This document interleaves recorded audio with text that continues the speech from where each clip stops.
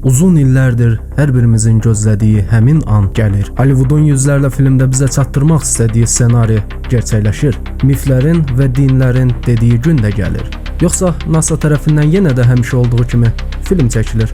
Marslı ulduzlar arası və ya 2012 filmləri kimi Atlas 3 ay da bizi məşğul etmək üçün olan proyektlərdən biridir. Yoxsa həqiqətən də qonaqlarımız var. It's a supposed comet about a mysterious interstellar object. Interstellar! To an unusual object speeding through our solar system. We've got 3i Atlas updates. This morning we have a report. a piece of alien technology.